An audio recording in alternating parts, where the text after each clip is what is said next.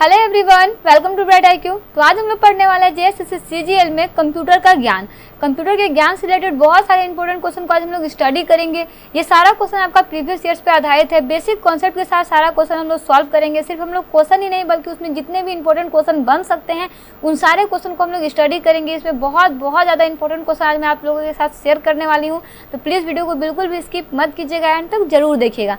चलिए बिना लेट के हम लोग स्टार्ट करते हैं प्रैक्टिस सेट पेपर के फर्स्ट क्वेश्चन से, जो है आपका कि मेन फ्रेम या सुपर कंप्यूटर में एक्सेस के लिए यूजर्स अक्सर डैश का प्रयोग करते हैं। किस चीज़ का प्रयोग करते हैं? तो जी हाँ, आपका मेन फ्रेम या सुपर कंप्यूटर में एक्सेस के लिए कोई भी यूजर्स जो होता है ना, वो अक्सर टर्मिनल का प्रयोग जो है वो करता है। किसका प्रयोग करता है? टर्मिनल का प्रयोग करता है। और ये टर्मिनल जो होता है वो मुख्य रूप से वीडियो टर्मिनल और वर्क स्टेशन का समावेशन होता है। याद रखिएगा, टर्मिनल किसका समावेशन होता है? तो ये आपका वीडियो टर्मिनल का और वर्क स्टेशनों का समावेशन होता है। वही नेक्स्ट क्वेश्चन है आपके पास कि सुपर कंप्यूटर्स प्राथमिक रूप से किसके लिए उपयोगी होता है? बताइए किसके लिए उपयोगी होता है? तो जी हाँ, सुपर कंप्यूटर जो है वो आपका basically input output intensive processing के लिए यूज होता है, डाटा रिट्रीवल ऑपरेटिंग सिस्टम के लिए होता है, और आपका मैथमेटिकल इंटेंसिव साइंटिफिक एप्लीकेशंस के लिए, दैट मीन्स इन सब के लिए जो है ये आपका प्रयुक्त होता है। चलिए अगर हम लोग इसमें एक बेसिक फैक्ट समझते हैं तो आप इस चीज़ को जरूर याद रखिए कि सुपर कंप्यूटर का खोज जो है वो आपका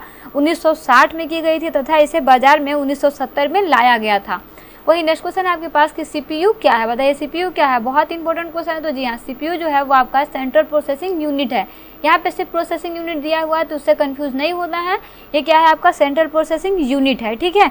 अगर हम लोग इसमें बात करते हैं तो ये बेसिकली आपका एक प्रोसेसिंग डिवाइस है ना। वही CPU का विकास जो है वो आपका 1971 में फेडरिको फैगिन के द्वारा किया गया था। याद रखिएगा ना, कब किया गया था? 1971 में किया गया था। किसके द्वारा किया गया था? तो वो थे आपके फेडरिको फैगिन के द्वारा किया गया था ना। वहीं आगे बढ़ते हैं, देखते हैं इसका नेक्स्ट क्वेश्चन जो है आपका कि निम्न में से EDP का पूरा नाम है। बताइए EDP का पूरा नाम क्या होता है? तो जी हाँ, EDP का पूरा नाम आपका होता है इलेक्ट्रॉनिक्स डेटा प्रोसेसिंग होता है EDP का फुल फॉर्म, ठीक है।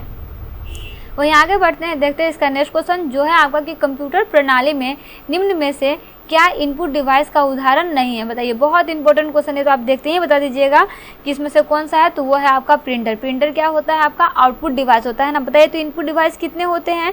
तो आपके इनपुट डिवाइस जो है आपके कीबोर्ड होता है, माउस होता है, स्कैनर होता है, लाइट पेन होता है। मतलब बेसिक सा ये 4 होता है जो आपका एग्जाम में हमेशा आता है, तो इसे याद रखिएगा। इसके अलावा भी बहुत सारे होते हैं, लेकिन ये 4 मुख्य जो आपको याद रखना बहुत ज़रूरी है। वहीं आपका अगर आउटपुट की बात करते हैं तो आपका आउटपुट जो है वो आपका मॉनिटर है, LCD है, प्रिंटर है एवं प्लॉटर आउटपुट डिवाइस के उदाहरण है, ठीक है। तो ये आप इसमें ये चीज़ याद रखिएगा। वहीं आगे बढ़ते हैं, देखते हैं इसका नेक्स्ट क्वेश्चन जो है आपका प्रिंट के लिए कौन सा मेनू सेलेक्ट किया जाता है? बताइए कौन सा मेनू सेलेक्ट किया जाता है? तो जी हाँ, प्रिंट के लिए आपका फाइल मेनू जो है वो सिलेक्ट किया जाता है। हम लोग क्या करते हैं, कोई भी चीज़ को जब प्रिंट करते हैं तो हमारा कहाँ पे सेव होता है? फाइल में सेव होता है, जिसको हम लोग निकालते हैं फिर प्रिंट करते हैं। देखिए प्रिंट का शॉर्टकट की होता है आपका Ctrl+P। Ctrl+P से क्या होता है? प्रिंट खुलता है ना। वही नेक्स्ट क्वेश्चन है आपके पास कि कंप्यूटर की घड़ी की गति का मात्रक होता है। बताइए कंप्यूटर की घड़ी का मात्रक क्या होता है? तो जी हाँ, कंप्यूटर की घड़ी का मात्रक जो होता है वो आपका मेगाहर्ट्ज़ और गीगाहर्ट्ज़ होता है। क्या होता है? मेगाहर्ट्ज़ और गीगाहर्ट्ज़ होता है। वही नेक्स्ट क्वेश्चन है आपके पास कि एंड्रॉयड क्या है? बताइए एंड्रॉयड क्या है? ऑपरेटिंग सिस्टम होता है, मोबाइल ऑपरेटिंग सिस्टम होता है, ठीक है। और ये बेसिकली आपका गूगल द्वारा विकसित किया गया है ना, OS ना। OS यानी कि इसका क्या हो गया? ऑपरेटिंग सिस्टम हो गया, जो आपका स्मार्टफोन होता है, टैबलेट होता है और आपका टच स्क्रीन मोबाइल डिवाइस के लिए प्रयुक्त किया जाता है ना, उसे क्या बोलते हैं? एंड्रॉयड बोलते हैं। दैट मीन्स ये क्या हो जाएगा? ये आपका एक ऑपरेटिंग सिस्टम हो जाएगा ना।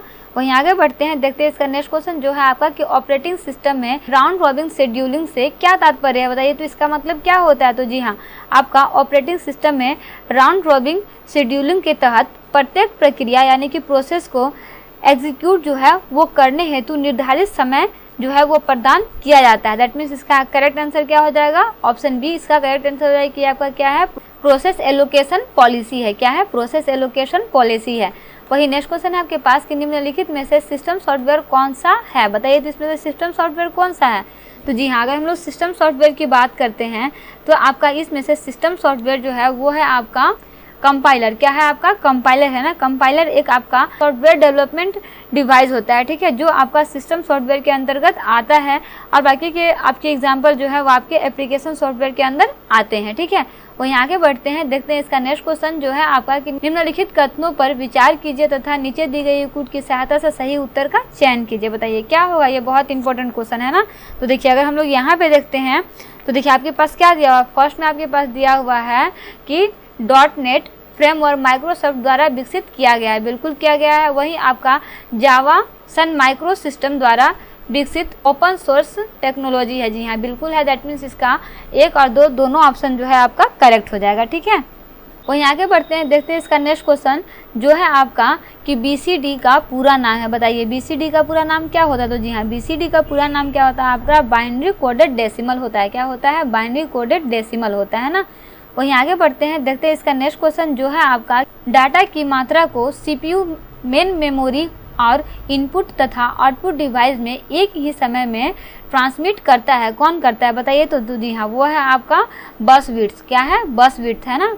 बस विड्थ क्या करता है कि डाटा की मात्रा को CPU मेन मेमोरी और इनपुट आउटपुट डिवाइस में एक ही समय में ट्रांसमिट करता है, यानी कि हस्तांतरित करता है, हिंदी में बोल सकते हैं ना। वहीं नेक्स्ट क्वेश्चन आपके पास कि प्रोग्राम में एरर्स की कलेक्शंस को क्या कहते हैं? बताइए क्या कहते हैं? तो जी हाँ, प्रोग्राम में एरर्स की कलेक्शन को डिबगिंग बोलते हैं। तो याद रखिएगा कि प्रोग्राम में एरर्स की करेक्शंस करने को डिबगिंग कहते हैं ना। बेसिकली इसके तहत क्या होता है कि सॉफ्टवेयर में आई तकनीकी जिसे एरर्स बोलते हैं या गलतियां को सुधारा जा सकता है ना। वहीं आगे बढ़ते हैं, देखते हैं इसका नेक्स्ट क्वेश्चन जो है आपका कि इंटरनेट का मात्रक प्रोटोकॉल क्या है? बताइए क्या है? तो जी हाँ, इंटरनेट का मात्रक प्रोटोकॉल जो है वो आपका TCP/IP है। क्या है? TCP/IP है। इसका पूरा नाम जो है वो आपका क्या होता है? तो होता है आपका ट्रांसमिट कंट्रोल प्रोटोकॉल और आपका इंटरनेट प्रोटोकॉल होता है ना। ट्रांसमिट कंट्रोल प्रोटोकॉल और आपका IP इंटरनेट प्रोटोकॉल होता है, ठीक है।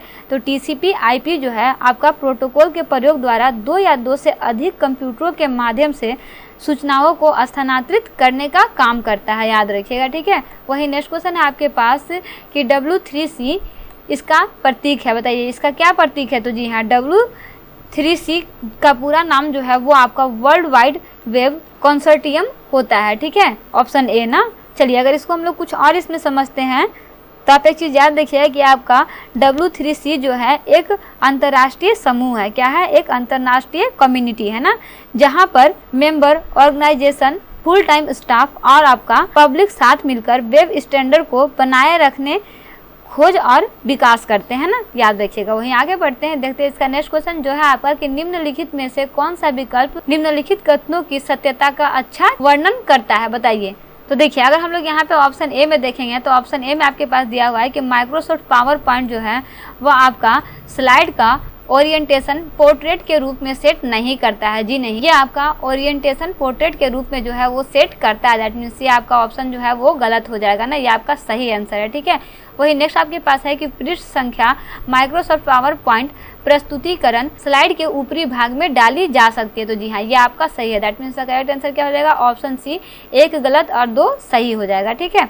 चलिए आगे बढ़ते हैं, देखते हैं इसका नेक्स्ट क्वेश्चन जो है आपका कि वर्ड में कॉलम डेटा बनाने के लिए आपको क्या करना होगा? बताइए तो क्या करना होगा? तो जी हाँ, आपका वर्ड में कॉलम डाटा बनाने के लिए आपको या तो रूलर की सहायता से टैब सेट करना होगा या फिर इंसर्ट पर जाके टैब मेनू का प्रयोग करना होगा। दैट मीन्स इसका करेक्ट आंसर क्या हो जाएगा? टैब सेट करने या फिर टेबल मेनू का प्रयोग करने में, ठीक है। दैट मीन्स इसका करेक्ट आंसर क्या हो जाएगा? ऑप्शन बी इसका करेक्ट आंसर हो जाएगा, ठीक है। वहीं आगे बढ़ते हैं, देखते हैं इसका नेक्स्ट क्वेश्चन जो है आपका कि एक्सेल 20x10/4x8 फॉर्मूले का मूल्यांकन करेगा और सही उत्तर करेगा। बताइए ये आपका एक्सेल में क्या आंसर देगा? तो जी हाँ, अगर इस एक्सेल में आप इसको ऑपरेट कीजिएगा तो देखिए यहाँ पे 20x10 और डिवाइडेड क्या दिया हुआ है? 4x8 दिया हुआ है। इसको अगर आप कैलकुलेट कीजिएगा एक्सेल में तो इसका आंसर क्या आएगा? 400 आएगा, ठीक है। दैट मीन्स का ये करेक्ट आंसर हो जाएगा ना। इसमें क्या होता है कि इसमें बेसिकली अगर हम लोग गुना या भागा करते हैं तो ये आपके बाएं से दाएं की तरफ होती है, ठीक है। इसलिए ये आपका कितना आंसर होगा? 400 आंसर होगा इसका ना।